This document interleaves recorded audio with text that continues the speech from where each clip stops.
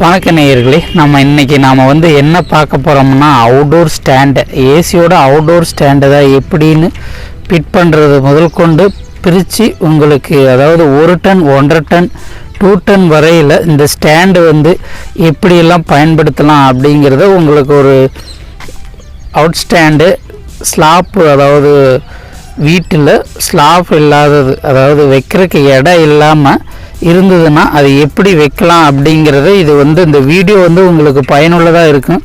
அதாவது ஏசி வாங்குறீங்க அல்லது ஒரு சிம்பிளாக ஒரு சூப்பரான ஒரு மெத்தடாக இருக்கும். அதுக்கு தெளிவான இந்த வீடியோ உங்களுக்கு பயனுள்ளதாக இருக்கும். அதுக்கு முன்னாடி நம்மளோட அஸ்தல் தமிழ் டெக் சேனல் நீங்கள் சப்ஸ்கிரைப் பண்ணலீங்கன்னா பக்கத்தில் உள்ள பெல் பட்டனை சப்ஸ்கிரைப் பண்ணிக்கிட்டு பக்கத்தில் உள்ள பெல் பட்டனை கிளிக் பண்ணிங்கன்னா ஆளுங்கிற பட்டன் வரும். அந்த பட்டனை கிளிக் பண்ணிங்கன்னா நான் போட வீடியோக்கள் உங்களுக்கு உடனுக்குடனே நோட்டிஃபிகேஷன் ஆகும். நேயர்களே, வாங்க வீடியோக்குள்ளே போகலாம். Welcome to Asthal Tamil tech. நேயர்களே, நாம் இன்று அவுடோர் ஸ்டாண்டு அப்படிங்கிறத பார்க்க போகிறோம். இந்த பாக்கெட்டில் உள்ளது இப்படி தான் நமக்கு இருக்கும். இதுமாரி ஃபிட் பண்ணி நம்ம சுவற்றில் அடிக்க போகிறோம். அவுட் ஸ்டாண்டு பாருங்கள், ready of to bracket outdoor stand. இது பாருங்கள், இதோட டீட்டெயிலாம் கொடுத்துருக்காங்க. ஃபியூச்சர் என்னென்ன ஃபியூச்சர், இது மேக்ஸிமம் 900 to 2000 ரூபா வரலாம் இருக்குது. குவாலிட்டியாக இருக்குது எல்லாமே. ஸ்டாண்டு எல்லாமே நம்ம இதை பிரிக்கலாம். இந்த கம்பெனி பொறுத்தவரைக்கும் பிரிக்கலாம். இந்த அவுட்டோர் ஸ்டாண்ட் பிரிச்சுட்டு உள்ள என்னென்ன இருக்குது அப்படிங்கிறத நம்ம தெளிவாக பார்க்கலாம். எல்லா அவுட்டோர் ஸ்டாண்டுகளும் குவாலிட்டியாக தான் இருக்கும். ஓகேங்களா? மேக்ஸிமம் பாருங்கள், உள்ளே நம்ம பிரிக்கிறோம். பிரித்தோம்னா பார்த்தீங்கன்னா ஒரு பாக்கெட், ஸ்க்ரூ, நெட் எல்லாமே இருக்குது. அப்புறம் பார்த்தீங்கன்னா 2 ஸ்டாண்டோட செவுத்தில் வைக்கிற புல்லட் அடிக்கிறது மற்றும் அவுடோர் வைக்கிற அந்த இது மொத்தம் 5 பொருள் உள்ளது. இதுக்குள்ளே நம்ம ஸ்க்ரூ ஓப்பன் பண்ணுவோம்.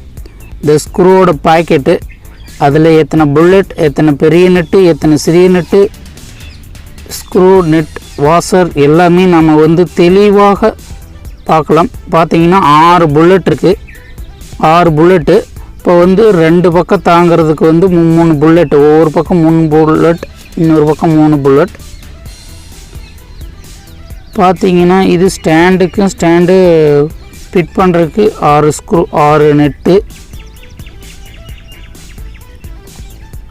இப்போ நெட்டு பார்த்தீங்கன்னா உங்களுக்கு வாஷரு 10 வாஷர் இருக்குது. நெட்டும் 10 நெட்டு இருக்குது. ஓகேங்களா? இதில் பாருங்கள் 10 நெட்டு, இதில் 10 வாசரு, இந்தாண்ட 6 நெட்டு.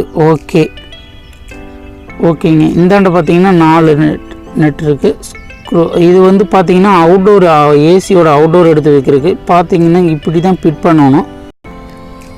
பார்த்தீங்களா? இந்த ஸ்லாஃபு இதேமாரி அடுத்த பொசிஷனில் இருக்கிற ஸ்டாண்டையும் நாம் எடுத்துக்குவோம். இந்த ஸ்டாண்டு எடுத்துக்கிட்டு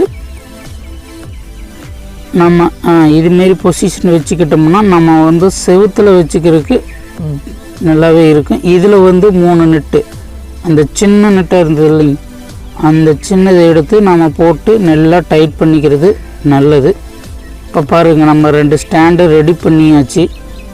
அவ்வளோதான், சிம்பிளாக இருக்கும். ஆனால் ஹெவியாக எந்த 1.5 டன் வரலும் நல்ல வெயிட்டு தாங்கும்.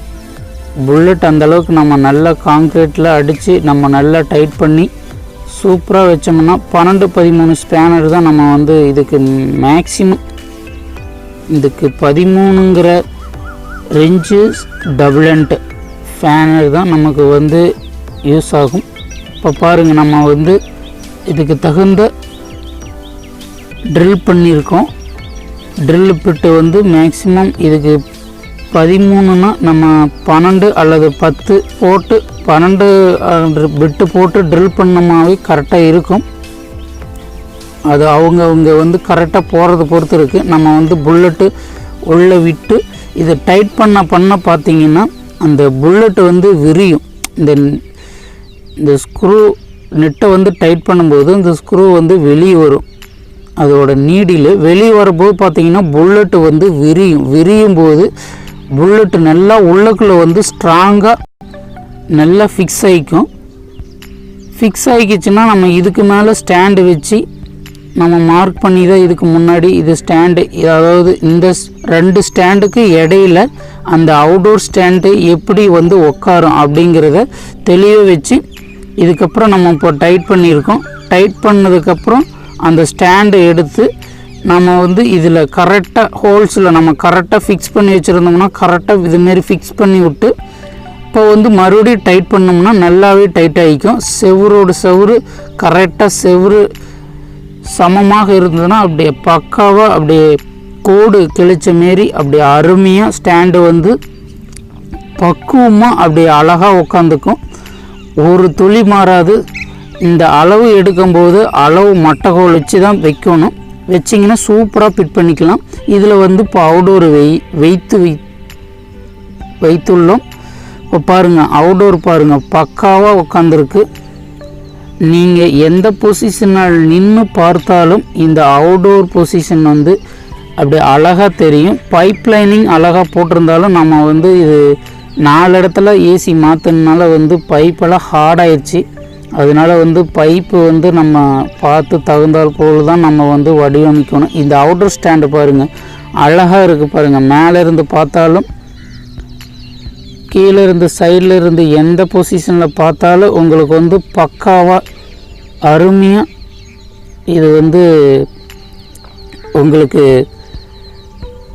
தெளிவாக அதாவது நீட்டாக இருக்கும். அதாவது கரெக்டாக நம்ம மென்ஷன் பண்ணி மட்டைக்கோலை வச்சு அழகாக ஃபிட் பண்ணோம்னா நமக்கு வந்து இந்த பொசிஷன் நல்லாயிருக்கும். இப்போ பாருங்கள் நம்ம இந்த பைப் லைனிங் இப்படி ஜன்னல் ஓரமாக வந்து உள்ள இன்டோர் இருக்குது. வெளியே வந்து பைப்பு வெளியே வர்றதை வந்து இந்த ஸ்லாஃபு இப்போ சின்னதாக இருக்கனால நம்ம வந்து அவுடோர் ஸ்டாண்டு அடித்து நம்ம வைத்து இருக்கிறோம். இதனால தான் அவங்க வந்து ஸ்லாஃபு வெளியே இந்த மேலேயும் அட்டை அது மேலேயும் வைக்க முடியாது. அதனால் ஸ்டாண்டு இங்கே இது வந்து செங்கலான சுவர். ஓகேங்களா, இது வந்து செங்கலான சுவர். இந்தாண்ட பாருங்கள் அட்டை இருக்குது. அதனால் இந்த கீழே வந்து மண் சுவர், அதனால் வந்து அது ஸ்ட்ராங் இல்லை. அதனால் மேலே செங்கல் கட்டியிருந்தாங்க. அந்த செங்கலில் இப்போ நம்ம வந்து புல்லட் அடித்து ஸ்டாண்ட் தூக்கி வச்சுருக்கோம். இதனால் வந்து ஹெவியாக தான் இருக்கும், ஒன்றும் பிரச்சனையே இருக்காது, நல்லாவே இருக்கும். ஓகேங்களா, அவுடோர் ஸ்டாண்டு ஃபிட் பண்ணியாச்சு. இப்போ ஏசி நம்ம எல்லாமே பைப் லைனிங் கொடுத்து பக்காவாக பண்ணியிருக்கோம். ஓகேங்களா, வணக்க நேயர்களே, உங்களுக்கு வந்து நான் வந்து அவுடோர் ஸ்டாண்டு ஏசியோட outdoor stand carrier AC 1.5 ton, அதாவது எடுத்து 7 வருடங்கள் ஆகிறது. அந்த ஏசிக்கு நான் வந்து இதுக்கு முன்னாடி அந்த ஏசி வந்து 3 டைப் வந்து வீடு மாற்றிருக்காங்க. இது வந்து 4வது முறையாக நம்ம வந்து ஃபிட் பண்ணியிருக்கோம். இந்த ஏசிக்கு வந்து கீழே வந்து ஸ்லாஃப் இல்லை, மேலேயும் அட்டை வீடு.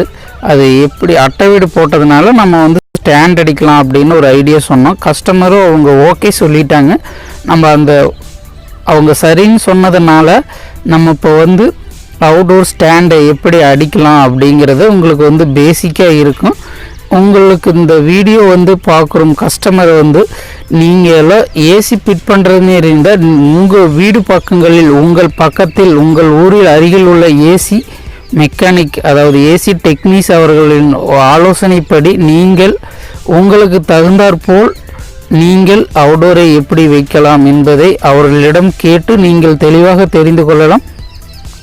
இந்த stand maximum 1 ton 1.5 ton 2 ton வரையில் தாங்கிறது இருக்குது. மேக்சிமம் 2 டன்னுக்கு வேறு ஸ்டாண்டு இருக்குது. அது இன்னொரு வீடியோவில் நான் உங்களுக்கு எடுக்கும் பட்சத்தில் நான் வந்து உங்களுக்கு தெளிவாக அந்த வீடியோ வந்து நான் அந்த ஸ்டாண்டை எப்படி அது வந்து வேறு டைப் இருக்கும். அது கொஞ்சம் பெரிய ஸ்டாண்டாக இருக்கும். அதுவும் உங்களுக்கு தெளிவான ஒரு வீடியோ ஒரு நாள் எடுத்து உங்களுக்கு நான் வீடியோவாக போடுகிறேன். உங்களுக்கு இது அதாவது இந்த வீடியோ ஆனது அவுடோர் ஸ்டாண்ட் எப்படிலாம் பண்ணலாம் அப்படிங்கிறது ஒரு பேசிக்கான ஒரு கான்செப்ட் தான் இந்த வீடியோ. உங்களுக்கு பிடிச்சிருந்தா இந்த வீடியோ வந்து நம்மளோட அஸ்தல் தமிழ் அஸ்தல் தமிழ் டெக் சேனலை சப்ஸ்கிரைப் பண்ணுங்கள். சப்ஸ்கிரைப் பண்ணிவிட்டு பக்கத்தில் உள்ள பெல் பட்டனையும் கிளிக் பண்ணுங்கள். ஆளுங்கிற பட்டன் அதையும் கிளிக் பண்ணிங்கன்னா நான் போடு வீடியோக்கள் உங்களுக்கு உடனுக்குடனே நோட்டிஃபிகேஷன் ஆகும். நேயர்களே வாங்க மீண்டும் இன்னொரு வீடியோவில் சந்திக்கிறேன். உங்கள் அஸ்தல் தமிழ் டெக்கின் மணி. Okay bye.